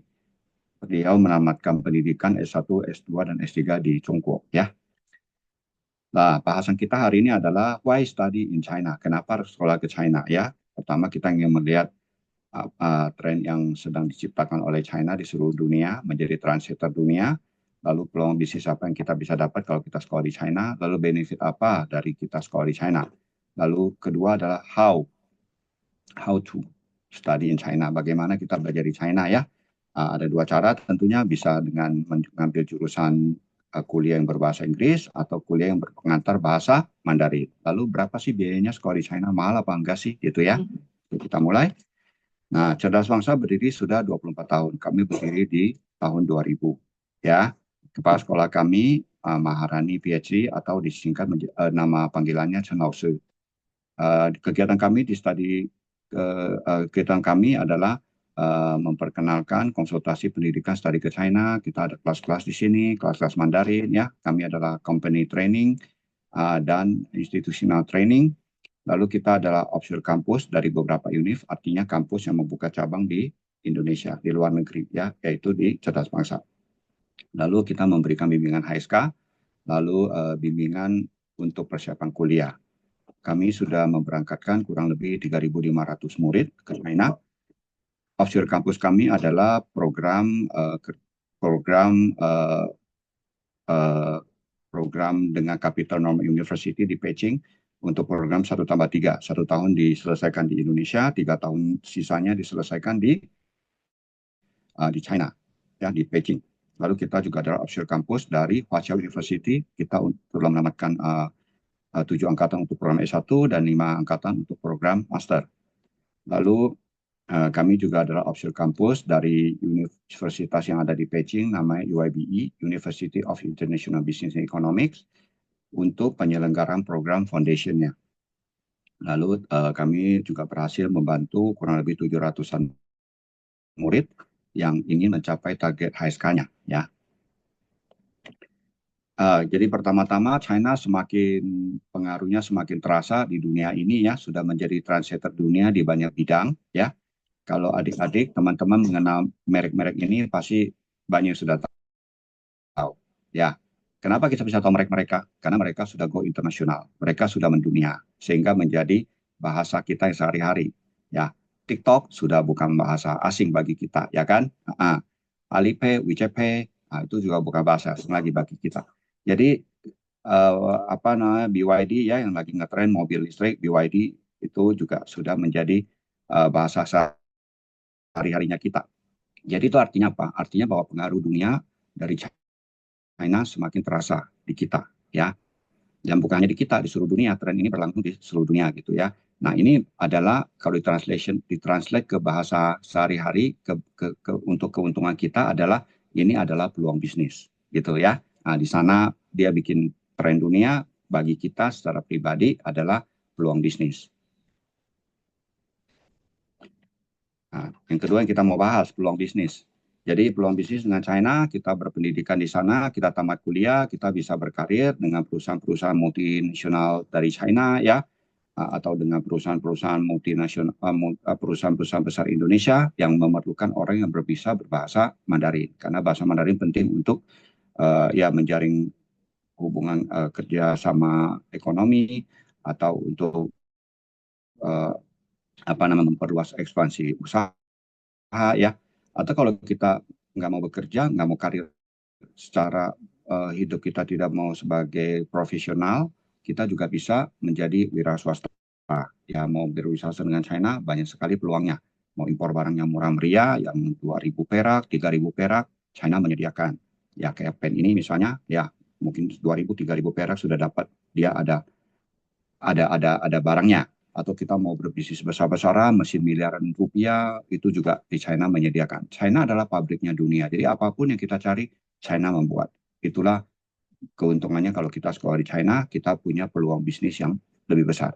Beda halnya kita sekolah di negara lain, misalnya di sekolah di negara barat, belum tentu negara barat itu mempunyai begitu banyak produk yang bisa kita kerjasamakan dengan kita di Indonesia. Ya. Lalu kita juga bisa melakukan ekspor-impor, tentunya bagian dari wira swasta ya. Kita bisa ekspor ke China atau kita impor barang dari sana, bisa kerjasama bisnis, kita bisa mengajak orang China investasi di sini atau kita investasi di sana, bisa aja ya. Lalu juga bisa travel agent ya. Turis China adalah yang terbesar di dunia saat ini ya. Big spender, mereka mengeluarkan uang banyak sekali untuk traveling. Nah jadi kalau kita bisa menangkap peluang ini, ya itu tentu menjadi peluang ekonomi buat Indonesia ya kan. Orang travel orang China banyak sekali ke Bali gitu kan. Nah kita bisa ikut menikmati kue wisata dari orang China karena kita sekolah di sana, kita mengerti bahasanya, kita mengerti budayanya, kita mengerti apa maunya mereka di dalam hal wisata ya kan, apa makanan mereka, segalanya itu adalah peluang yang kita bisa dapat kalau kita memahami mereka. Atau kita juga bisa menjadi konsultan bisnis. Banyak orang China pengen investasi di Indonesia, tapi don't know how, gimana gitu. Mau beli tanah di mana, daerah mana yang paling cocok, dan segala macam. Ya, semua bisa kita lakukan kalau kita menguasai bahasa, budaya, membangun networking di sana. Semua ini menjadi peluang buat kita. Lalu benefitnya apa sekolah di China ya? Benefitnya adalah pendidikan di China itu bagus ya. China adalah powerhouse high tech dunia. Nanti kita akan lihat, saya ada satu slide yang bisa saya kasih lihat.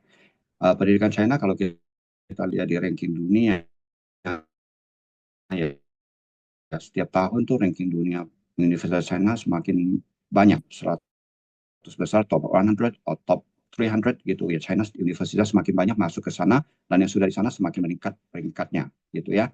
Lalu sekolah di sana sekarang ini masih murah ya, masih murah karena banyak kemudahan, ada beasiswa, ada subsidi, uang biaya makan juga masih murah dan sebagainya ya.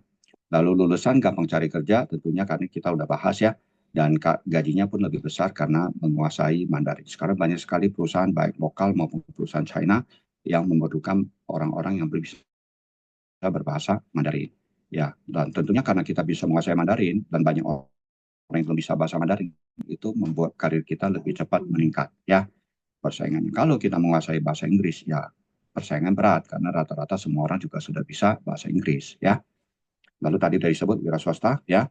Menguasai Mandarin adalah tren dunia. Semua orang ingin menguasai Mandarin, baik orang Tionghoa, orang non-Tionghoa, orang Timur Tengah, orang India, orang apa aja, orang bule, semua orang pengen menguasai Mandarin. Ya. Uh, Lalu kalau kita sekolah di sana, tentu kita harus berinteraksi dengan orang sana. Ya kita jadi lebih memahami budaya mereka, memahami kearifan lokal mereka, dan ini semua bisa kita pakai untuk meningkatkan peluang kita dalam berbisnis atau berkarir. Ya. Lalu keuntungan lainnya adalah orang tua akan lebih tenang karena China itu adalah negara yang super aman. Mau sekolah di mana aja, di kota besar, kota kecil, itu super aman karena dimonitor oleh banyak sekali CCTV yang high-tech CCTV-nya di seluruh Tiongkok. Jadi aman buat uh, uh, orang asing ya. Bukan hanya orang asing, maksudnya seluruh Tiongkok itu aman gitu. Jadi kita sekolah di sana, kita merasa aman, orang tua pun tenang. Ya.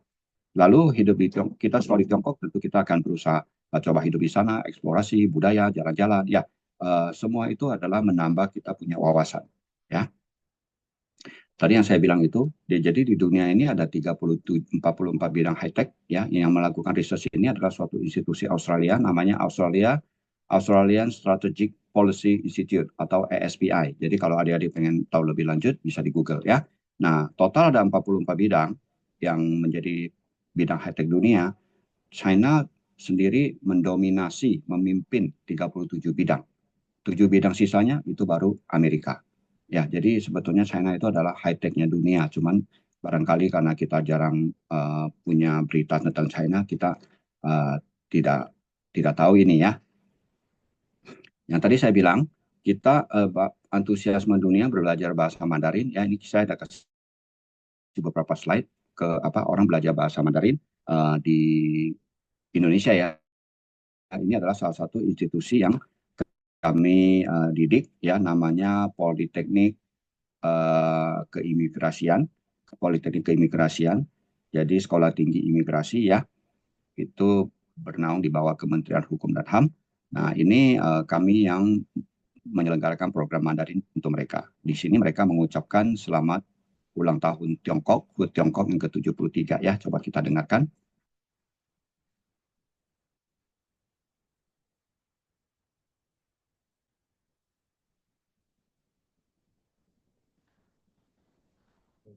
Suaranya keluar, Pak.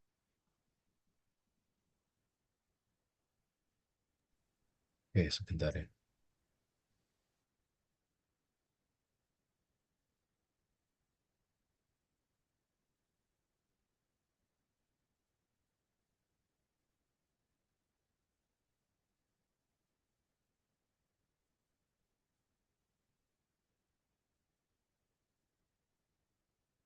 Sebentar ya, sebentar.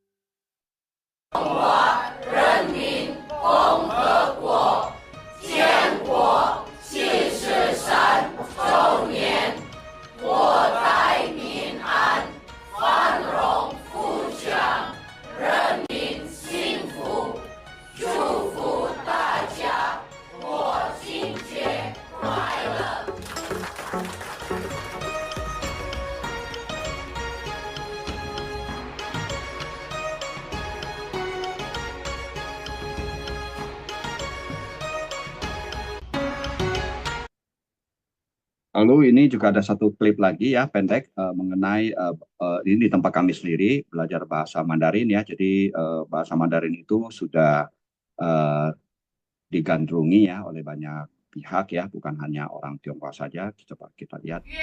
月缺缺圆卷云裙子耳朵二花 Lalu ini ada lagi beberapa video dari luar negeri ya. Ini adalah orang-orang di Timur Tengah yang juga lagi belajar Mandarin. Kita lihat ya. Nah, ini juga orang dari Timur Tengah yang lagi belajar Mandarin.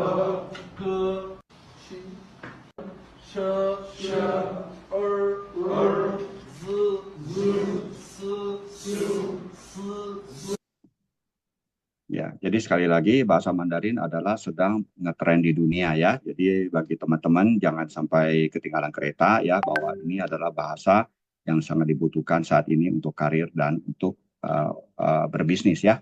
Kalau zaman dulu saya muda ya harus menguasai bahasa Jepang atau bahasa Jerman gitu kan ya. Nah, sekarang trennya adalah menguasai bahasa Mandarin ya.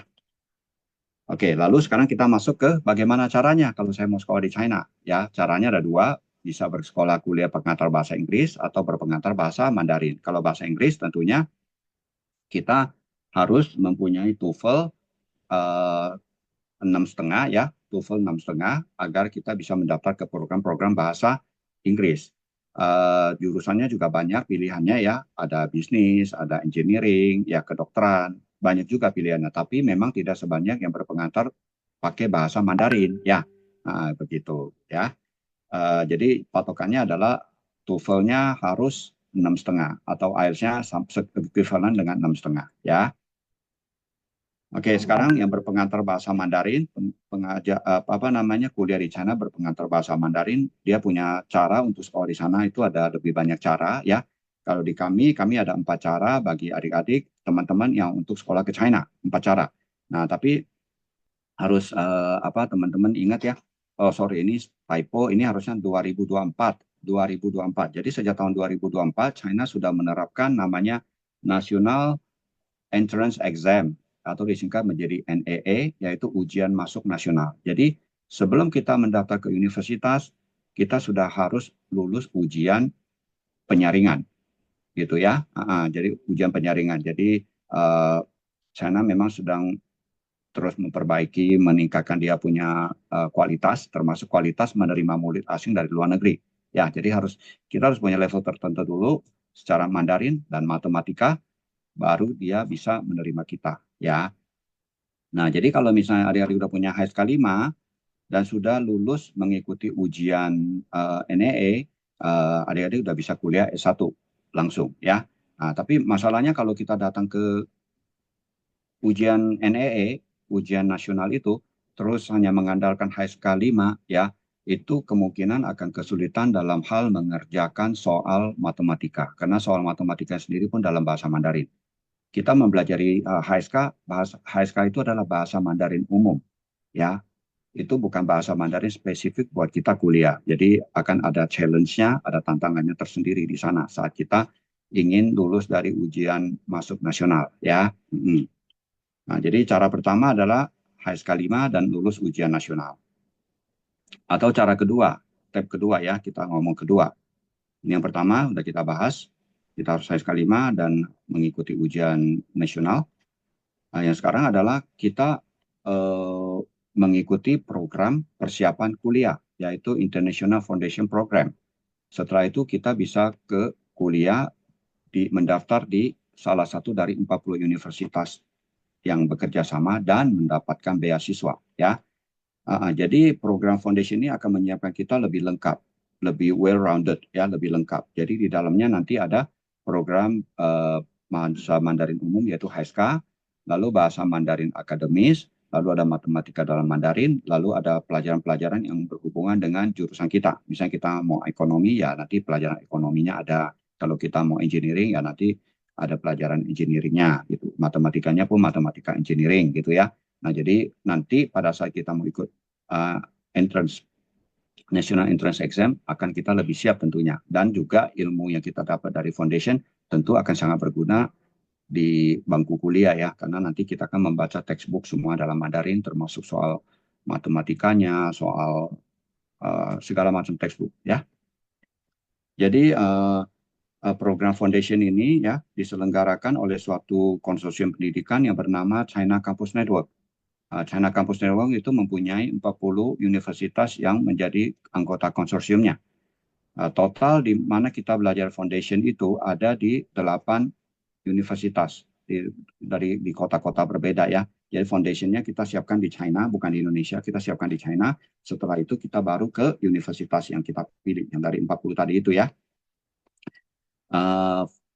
China Campus Network mempunyai kantor cabang di 15 negara ya, termasuk di kita Indonesia, yaitu di Cerdas Bangsa. Lalu mereka memberikan banyak sekali beasiswa, 92% murid yang masuk ke program foundation di China Campus Network ini akan mendapat beasiswa 92% ya. Lalu saat ini program CCN ini, China Campus Network ini adalah penyelenggara program foundation terbesar di China. Kami sudah meluluskan lebih dari 3.000 murid ya.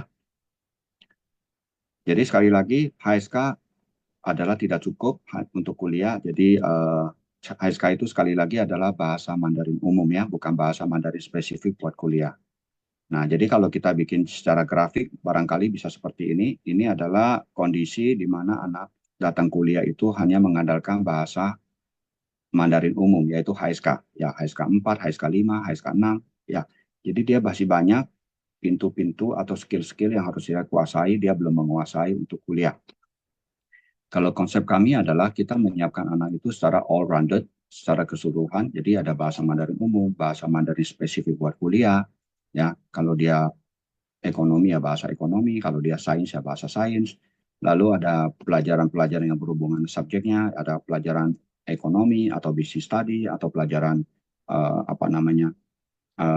engineering, sains, ya fisika, kimia, itu semua dipelajari di sini juga ya dalam bahasa Mandarin. Lalu di sana juga dibekali dengan study skills, bagaimana sekolah di China agar successful. Lalu di sana juga terjadi pembelajaran ya tentang perbedaan budaya belajar di Indonesia dan di China tentunya. Nah, tadi yang kita bilang kalau Anda jurusannya mau ambil jurusan bisnis stream, berarti Anda belajar bahasa Mandarin bisnis. Lalu pelajaran subjeknya adalah ekonomi dan bisnis study. Lalu matematikanya dapat matematika untuk bisnis ya. Semua ini diajarkan dalam bahasa Mandarin. Kalau engineering, sains engineering pun sama gitu ya. Bahasa Mandarinnya spesifiknya bahasa engineering. Terus subjek universitasnya diajarkan adalah perkenalan ke computer science. Lalu nanti dapat pelajaran pokoknya itu adalah matematika, fisika, dan kimia semua dalam bahasa Mandarin. Jadi artinya ini mempermudah kita lulus dari ujian NEE tadi itu, National Exam itu, plus mempermudah kita pada saat kita mulai masuk kuliah ya. Lalu dari total 40 universitas kita bisa pilih, ini adalah lokasi-lokasi universitasnya ya, kita bisa pilih mau di mana nanti kuliahnya. Lalu beasiswa yang ditawarkan adalah seperti ini, ada beasiswa dari kategori tertinggi yaitu A0 mendapat uang sekolah 100%, akomodasi dan uang sekolah 100%, akomodasi atau dapat uang saku. Ya, makin ke bawah tentu beasiswanya makin kecil. Ada yang beasiswanya 100%, 50%, 30%, tergantung dari nilai SMA adik-adik dan nilai lulus dari foundation-nya. Ya, kalau foundation-nya bagus, nilai SMA-nya bagus, lalu foundation-nya bagus, tentu kita mendapat beasiswa peringkat-peringkat atas, peringkat-peringkat tinggi ya.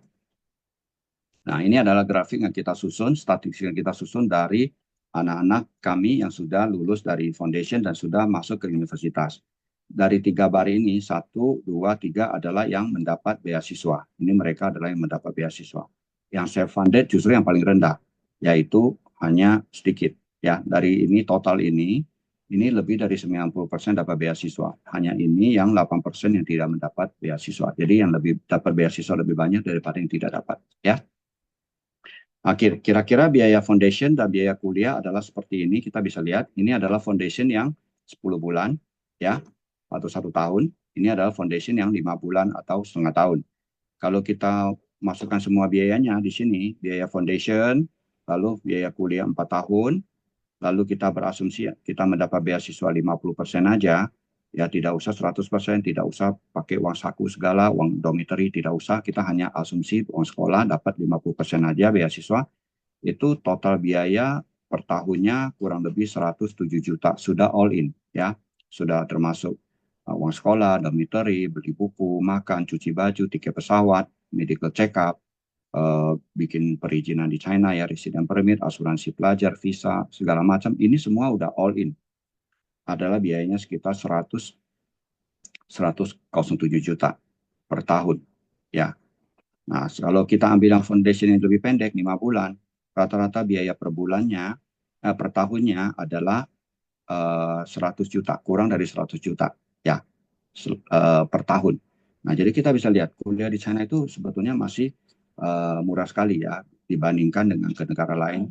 Bahkan dibandingkan dengan kuliah di Indonesia pun, kuliah di China itu bisa jadi lebih murah, karena kuliah di lokal itu banyak hal sebetulnya yang tidak terhitung oleh orang tua ya. Misalnya anak tinggal di rumah, nggak dihitung ada dormitory-nya. Anak makan di rumah, tidak dihitung uang makannya. Anak travel ke sekolah, naik Grab, naik taksi, naik apa, diantar orang tua, diantar papa mama, tidak dihitung berapa biaya ongkosnya. Ya, kalau misalnya kita taruh aja ongkos pergi ke kampus, terus pulang lagi, misalnya pergi ke kampus naik Grab lah, 35.000 sekali jalan, pulang lagi 35.000 sehari. Lalu kita sekolah, misalnya kita anggap ya sekolah 300 hari setahun. 300 hari kali 75.000 ya, 70.000 itu sudah berapa juta itu? Sudah 15 juta kali ya. Jadi itu sudah menutupi biaya tiket pesawat. Lebih sudah jauh menutupi biaya tiket pesawat PP setahun sekali kita pulang pergi ke China. Ya kan, kita keluar dikit-dikit nggak terasa, tapi sebetulnya kalau ditotalkan itu udah sama dengan kita membeli, uangnya sudah melebihi beli tiket pesawat ke China. Ya. Nah, ini yang universitas, yang 40 universitas itu ada di sini ya. Nah, kalau adik-adik ada yang tertarik, kita bisa share lebih lengkap lagi ya. Ini karena kita membahas secara general, jadi kita lewatkan saja, kita tidak membahas secara detail. Kurang lebih seperti ini tampilan di ruang kelas pada saat Anda mengikuti foundation ya. Jadi teman-teman kita itu ada dari 20 negara ya. Jadi itu juga bagus untuk kita membangun pertemanan, membangun networking ya kan. Nah, nanti dari sekarang teman, siapa tahu besok-besok jadi partner bisnis ya kan, bisa aja ya. Nah, jadi ya di samping itu kita jadi belajar wawasan internasional ya. Kita bisa belajar dari teman-teman kita, negara mereka seperti apa, budaya mereka seperti apa. Nah, itu menambah, memperkaya wawasan dari diri kita sendiri. Lalu ketiga, cara sekolah di China adalah Foundation UIBE. Nah, kalau yang ini foundationnya diselenggarakan di Indonesia, di Cerdas Bangsa. Jadi adik-adik ngambil foundation di sini, bisa setengah tahun, bisa setahun. Lalu setelah itu langsung ke universitas, langsung ke sekolah di universitas ini, University International Business and Economics ya. Jadi itu adanya di Beijing. Adik-adik dari sini foundationnya udah disiapkan dari Indonesia, ke sana langsung kuliah gitu ya. Nah, jadi seperti ini programnya ya. UIBE adalah universitas ekonomi yang terkenal di China. Dia adalah satu-satunya universitas yang mendapat 4 akreditasi sekaligus ya. Kampus-kampus lain mungkin ada akreditasi internasionalnya, tapi nggak sampai 4, ada yang 2, ada yang 1 gitu ya. Kalau UIBE dia dapat 4 akreditasi. Nah, program kita foundation itu adalah yang 1 tahun adalah 1.080 jam dan yang setengah tahun adalah yang 540 jam. Biayanya yang setahun adalah 21.000 renminbi, yang setengah tahun adalah 11.000 renminbi. Pelajaran apa aja yang diajarkan? Matematika Chinese, Business Study, dan Economics. Lalu pelajaran General Chinese, yaitu HSK. Terus ada Chinese for Academic, Chinese untuk keperluan akademis, yaitu keperluan bahasa-bahasa kuliah ya. Lalu dapat juga pelajaran bahasa Inggris. Terus skillnya yang diajarkan adalah Chinese Comprehension, Reading, Listening, Speaking, Writing, komplit. Semua skill untuk Mandarin itu diajarkan dengan lengkap. Ya. Lalu tadi sudah kita sebut ya, untuk jurusan ekonomi UIB itu terkenal ya. Lalu tahun lalu mereka adalah peringkat kedua di China yang lulusannya paling cepat terserap ke lapangan kerja, ke dunia kerja ya. Employment rate-nya adalah yang tertinggi nomor 2. Lalu kelebihan dari program ini adalah karena program ini diselenggarakan di Indonesia, ya teman-teman, adik-adik bisa menyelesaikan program ini selagi masih SMA. Jadi sambil SMA, sambil ambil program ini. Jadi nggak menghabiskan waktu. Begitu tamat SMA, program ini pun sudah selesai, adik-adik tinggal lanjut ke kuliah. Ya, gitu ya. Lalu jalur keempat adalah pathway 1+3 ya. Jadi tahun pertama diselenggarakan atau disekolahkan dilakukan di Cerdas Bangsa College ya, bisa online, bisa offline, sama juga dengan foundation tadi, bisa online, bisa offline ya. Adik-adik kalau dari kota lain, dari Medan, Surabaya, bisa belajar di tempat kami Cerdas Bangsa dengan online. Jadi setelah 1 tahun di Cerdas Bangsa, adik-adik teman-teman bisa melanjutkan 3 tahunnya di 2 universitas, yaitu Capital Normal University di Beijing, 3 tahun, itu beasiswa. 3 tahunnya tidak usah bayar lagi, hanya bayar tahun pertama. Lalu kalau tidak, adik-adik bisa lanjut ke Huaqiao University di Xiamen untuk 3 tahun lagi. Ya, tapi yang ke Huaqiao University 3 tahun itu tidak ada beasiswa. Ya. Detail dari program foundation ini adalah program Pathway 1+3 ini adalah gelarnya adalah Bachelor of Art di bidang bisnis, Chinese Business ya. Jadi dapat bahasa Chinese-nya, dapat bisnisnya ya, pelajaran-pelajaran bisnis. Jadi lokasi pelajaran tahun pertama di Cerdas Bangsa College, bisa online, bisa offline. Lalu 3 tahun berikutnya dilanjutkan di Beijing, namanya Capital University atau Huaqiao University di Xiamen ya. Durasi belajar di di sini di tempat kita adalah 1 tahun ya. Lalu tadi sudah kita sebut ada beasiswa di tahun kedua, ketiga, keempat kalau kita meneruskan ke Capital University di Beijing. Biaya kuliah tahun pertama adalah 23.600 untuk 1 tahun pertama ya. Jadi pelajarannya yang pokoknya, majornya adalah Chinese.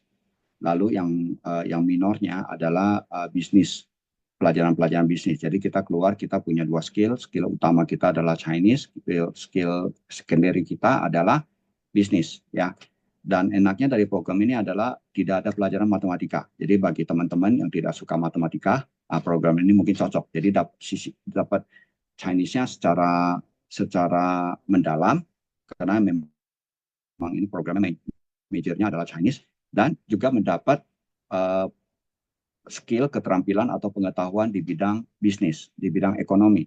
Ya, jadi Anda keluar tetap bisa bekerja di perusahaan ya, kalau memang nanti tidak mau berkarir sebagai guru misalnya, pengen kerja di perusahaan atau pengen berbisnis, Anda tidak perlu takut karena ada sisi bisnisnya yang dipelajari juga pada saat program ini. Ya, seperti itu.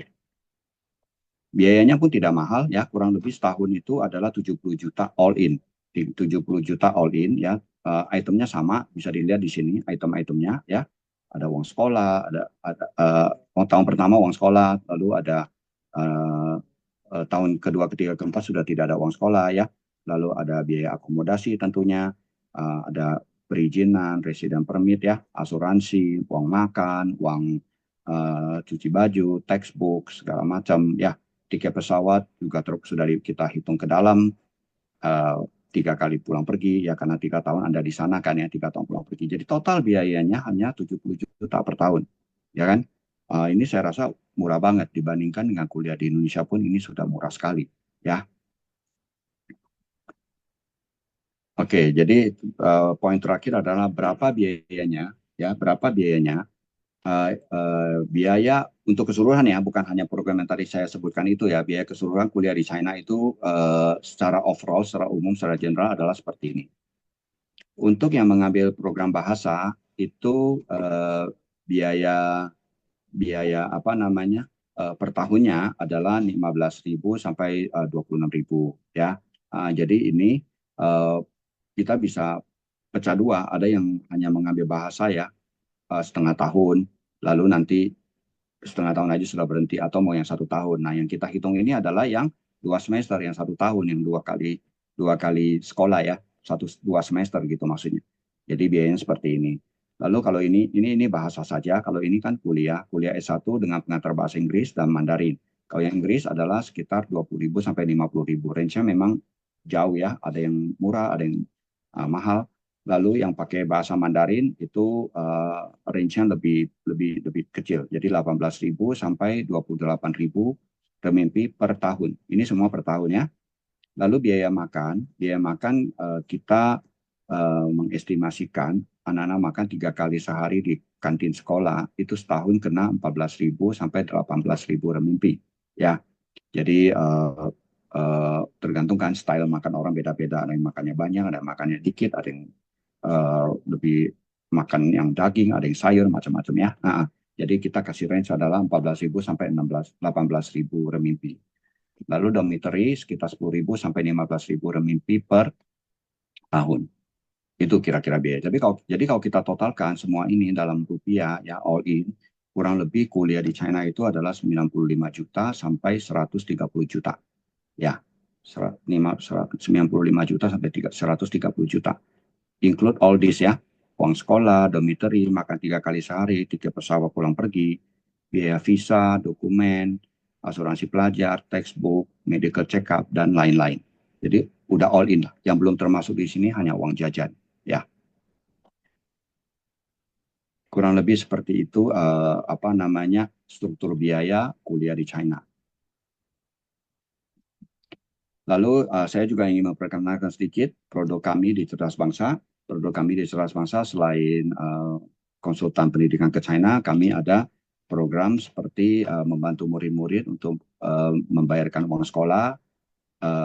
Kami bisa membantu pengiriman uang ke China atau membuat segala macam jenis visa untuk keperluan murid maupun turis maupun bisnis visa, multi visa, macam-macam visa kita bisa membantu menguruskan ya. Lalu medical check-up kita bisa bantu murid-murid ya. Lalu kalau yang mau translate dokumen secara tersumpah kami pun ada. Lalu ada yang membuat legalitas dokumen itu yang kita sebut notarial atau legalisir atau sekarang disebutnya apostil, kita juga ada servisnya ya. Lalu ada juga kita memberikan servis pembuatan paspor secara kilat ya. Kadang-kadang orang mau sekolah ke China harus masukkan paspornya segera untuk didaftarkan. Tahu-tahu paspor dia udah expired, tanpa dia sadar udah expired. Mau bikin paspor baru, harus antri lama karena di kantor imigrasinya buku paspornya lagi habis misalnya ya. Jadi kita bisa bantu bikin secara kilat. Oke, kira-kira seperti itu ya introduction saya untuk sekolah ke China. Mudah-mudahan bisa informatif, bisa memberikan lebih banyak informasi. Berikutnya saya akan menyampaikan kemudahan dari kartu debit Bank of China buat adik-adik yang pengen sekolah ke China ya. Tapi sebelumnya kita dengarkan dulu, kita nonton dulu video berikut ini ya.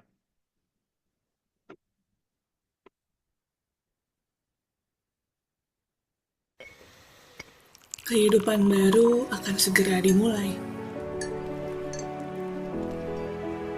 Akan banyak penyesuaian terhadap hal-hal baru tentunya. Merasakan persahabatan yang seperti keluarga sendiri adalah sebuah kenyamanan. Kemudahan yang didapat saat berada dimanapun, pengalaman transaksi yang aman dan nyaman, menciptakan sebuah lingkungan hidup yang harmonis, bersama komunitas membangun masa depan.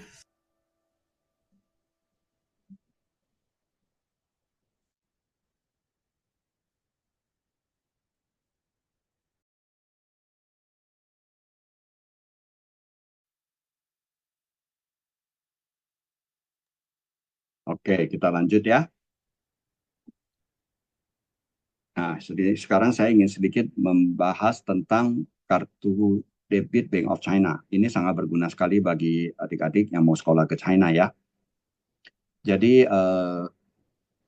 rekening kita buka rekening di Bank of China di Indonesia, lalu nanti akan dikasih kartu debit. Kartu debit ini kita bawa ke China dan keuntungannya banyak sekali ya. Pertama itu aman karena kita